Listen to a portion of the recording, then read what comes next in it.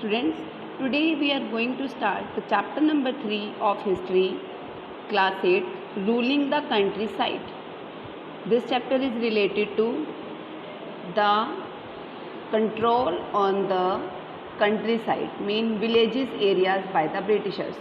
Means पहले जो है इंडिया को पूरी तरह से इंडिया की सारी टेरिटरीज़ को ब्रिटिशर्स ने अपने कंट्रोल में ले लिया, उसके ऊपर अपना कब्जा जमा लिया. Then they decided to control the village areas of the country. उन्होंने विलेज एरियाज़ को भी अपने कंट्रोल में रखने का पूरी तरह से प्लान बनाया. सबसे पहले इसमें जो टॉपिक है आपके पास, कंपनी बिकम्स द दीवान.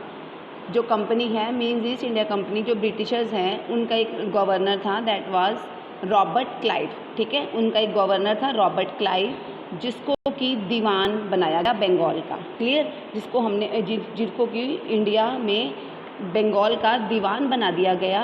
कब? ऑन 12 अगस्त 1765 उसे बंगाल का दीवान बना दिया गया. और ख़ुद मुग़ल एम्परर्स ने ही उसको बंगाल का दीवान बनाया था. अगर आप ध्यान से देखो तो जो बक्सर का वॉर हुआ था, बक्सर के वॉर के बाद उसमें मुग़ल्स हार गए थे और मुग़ल्स को मजबूरन उनको बंगाल का दीवान बनाना पड़ा.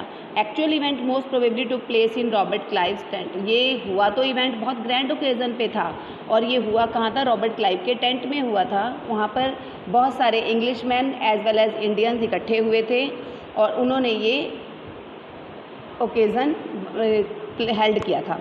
Then the event is shown as a majestic occasion. मतलब ये ओकेज़न जो है, ये देखो पिक्चर में दे रखा है, बहुत मेजेस्टिक ओकेज़न था, जिसमें ब्रिटिशर्स को मुग़ल एम्पायर्स ने, जिसमें रॉबर्ट क्लाइव को उन्होंने क्या किया था? बंगाल का दीवान बना दिया और उसको सारे दीवानी राइट्स दे दिए गए. अब दीवानी राइट्स का मतलब क्या है?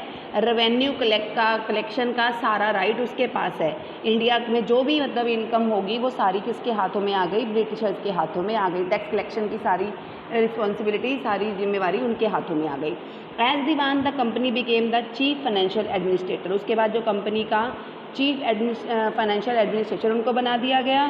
ठीक है, now it had to administer land and organise revenue resource. अब उनका ही ये काम था कि वो लैंड का पूरा एडमिनिस्ट्रेशन, मतलब उसका केयर करना, उसकी देखभाल करना उनके अपने हाथों में आ गया, और रेवेन्यू को इकट्ठा करना भी उनके हाथों में आ गया. This had to be done in a way that could yield enough revenue to meet the growing expenses. अब उनके पास इस तरह से बहुत सारी इनकम इकट्ठे होने लग गई और उसी में से वो अपने खर्चे भी, एक्सपेंसेस को भी करने लग गए.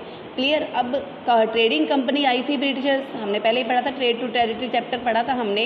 तो एक ट्रेडिंग कंपनी के फॉर्म में जो ब्रिटिशर कंपनी यहाँ पर आई थी जो कि कुछ भी खरीदती और बेचने का काम करती थी. अब वो कंपनी का, अब जो इंडिया का वो पूरी तरह से फाइनेंशियल जो है, फाइनेंस जो है वो उनके हाथों में आ गया और वो संभालने लग गई. Over the years also learned it had to move with some caution. अब कुछ टाइम बीतने के बाद उन्होंने क्या एक्सपीरियंस किया? अब उनको ये लग रहा था कि बेशक हमने सब कुछ अपने हाथों में ले लिया है, लेकिन हम एक एलियन पावर बन गए. एलियन पावर बन गए मतलब एलियन पावर होते हैं जो बाहर के प्लैनेट के लोग होते हैं. सिमिलरली वो भी यहाँ पर कैसे आए हैं? एलियन पावर ही है, क्योंकि कंट्री हमारी है जबकि पावर सारी उनके हाथ में है, तो इसलिए उसको एलियन पावर का नाम दिया गया है. लेकिन फिर भी उन्होंने एक एक्सपीरियंस क्या किया कि हमें जो अब हम कंट्री साइड को अगर अपने कब्जे में ले रहे हैं, अपने कंट्रोल में करने की सोच रहे हैं, अपनी अथॉरिटी को बढ़ाने की सोच रहे हैं, अपनी प्रेस्टीज को बढ़ाने की सोच रहे हैं, लेकिन ये पूरी तरह से हम अपने कंट्रोल में अगर लेते हैं और इंडियंस को, इंडिया के राजा महाराजा जो भी है, उनको पूरी तरह से अगर हम एलिमिनेट करना चाहें तो ऐसा नहीं हो सकता. हमें इनको पहले क्या करना पड़ेगा? इनको पैसिफाई करना पड़ेगा. इंडियंस को पैसिफाई का मतलब क्या है? उनको एक किस्म से अपने अंदर दबाना पड़ेगा, उनको बहलाना फुसलाना पड़ेगा. तो इस तरह से उन्होंने सोचा कि कंट्रोल तो करना है, लेकिन पूरी तरह से कंट्रोल हम नहीं करेंगे, नहीं तो इंडियंस जो है पूरी तरह से भड़क जाएंगे और ये हो सकता है कि रिवॉल्ट हो जाए, जो कि रिवॉल्ट पॉसिबल नहीं है. रिवॉल्ट को फेस करना ब्रिटिशर्स के भी अभी हाथों में नहीं है. Then next topic is revenue for the company. अब रेवेन्यू कंपनी का कैसे होगा कि वो अब उनका एक इम्पॉर्टेंट प्रश्न था कि उनको, क्वेश्चन क्या था उनका कि उनको रेवेन्यू कैसे इकट्ठा करना है. और अब गांव में आपको पता है आए तो वो ट्रेडर्स थे, और गांव में आपको पता है वो रेवेन्यू कैसे इकट्ठा करेंगे? एग्रीकल्चर होते हैं सारे। एग्रीकल्चर एक्टिविटी सबसे इम्पोर्टेंट होती है। वहाँ पे आर्टिसंस रहते थे जो कि हाथ का सामान वगैरह बनाया करते थे। तो यहाँ पर जो भी आर्टिसंस और पीजेंट्स थे उनसे रेवेन्यू इकट्ठा करने की अब उनकी मेन इम्पॉर्टेंट एक्टिविटी हो गई। लेकिन वो ये भी चाहते थे कि कोई भी असेसमेंट और कलेक्शन जो भी वो करेंगे, जो भी उनसे असेसमेंट मतलब हिसाब कि उनसे कोई भी रिसोर्स का हिसाब ना मांगे, उन्होंने ये भी चाहा।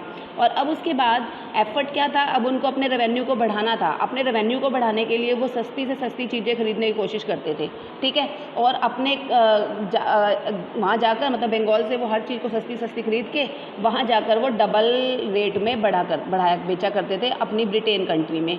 इस तरह से पहले तो देखो क्या करते थे, पहले तो फिर भी हमसे कुछ खरीदते थे तो हमें उसके बदले में गोल्ड और सिल्वर देते थे, ठीक है। उनको खर्चा पहले तो ये था, लेकिन अब क्योंकि सारा रेवेन्यू उनके हाथ में होता था, अब वो उन्होंने वो भी देना बंद कर दिया, क्योंकि अपने खर्चे भी यहीं से करने लग गए। और जो उनको अगर हमसे कुछ लेना होता तो थोड़ा बहुत हमें देते भी थे, वो भी क्या करने लग गए, वो हमसे ही हमारी ही इनकम में से हमारा ही जो रेवेन्यू कलेक्ट कर रखा है उसी में से हमें देने लग गए। और इस तरह से कंट्री जो है बंगाल जो है बिल्कुल ही क्या हो गया, ख़त्म होने पे आ गया। तो देखो बंगाल में लोगों का फिर क्या हुआ, डीप क्राइसिस में आ गया बंगाल। और बंगाल के जो लोग हैं स्पेशली जो पहले आर्टिसंस दिखा रखे हैं वो गांव छोड़ छोड़ के जाने लगे। डेजर्टिंग का मतलब होता है गांव छोड़ छोड़ के जाना। वो गांव छोड़ छोड़ के जाने लगे, क्यों? क्योंकि वो ये अफोर्ड ही नहीं कर पा रहे थे कि उनकी चीज़ों को सस्ता बेचा जा रहा था। इस तरह से आर्टिसनल जब वो ही चले गए तो आर्टिसन लोग ही नहीं रहेंगे तो प्रोडक्शन कहाँ से होगी। आर्टिसनल प्रोडक्शन जो है बिल्कुल ख़त्म होती गई। सिमिलरली जो एग्रीकल्चरल कल्टीवेशन थी उसके ऊपर भी बहुत नेगेटिव इफेक्ट पड़ा। क्यों? क्योंकि वो भी जो भी एग्रीकल्चर प्रोडक्शन फार्मर करते थे वो भी सारी वो अपने हाथ में ले लेते थे और उन बेचारे किसानों को कुछ भी नहीं मिलता था। और जिसके कारण जो किसान थे वो किसान भूखे मरने लग गए। और 1770 में एक बहुत भयानक फेमाइन जिसको हम सूखा बोलते हैं वो पड़ गया, जिसमें 1/3 पॉपुलेशन मतलब 10 मिलियन पॉपुलेशन दे रखी है। 30 मिलियन पॉपुलेशन थी बंगाल की, जिसमें से 10 मिलियन पॉपुलेशन मीन्स 1/3 पॉपुलेशन तो पूरी तरह से उस भूखमरी के कारण बिल्कुल मर गई। तो इस तरह से आगे आपके पास नेक्स्ट टॉपिक आता है the need to improve agriculture.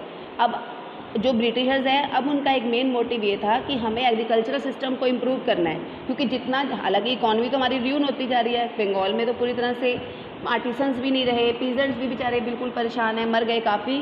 तो इस तरह से अब उनको अपने रेवेन्यू की खतरा होने लग गया। तो उनको ये लगा कि अगर हमें अपनी एग्रीकल्चर इनकम को इंक्रीज़ करना है तो हमें क्या करना पड़ेगा, हमें एग्रीकल्चर को इम्प्रूव करना पड़ेगा, उसमें इन्वेस्टमेंट करनी पड़ेगी। और उसके लिए अब उन्होंने क्या शुरू किया था, एक सिस्टम शुरू किया था परमानेंट सेटलमेंट सिस्टम, जिसके बारे में हम देखेंगे। तो देखो परमानेंट सेटलमेंट सिस्टम में क्या था, देखो ये सिस्टम कब शुरू हुआ था, ये सिस्टम शुरू किया था चार्ल्स कॉर्नवालिस ने।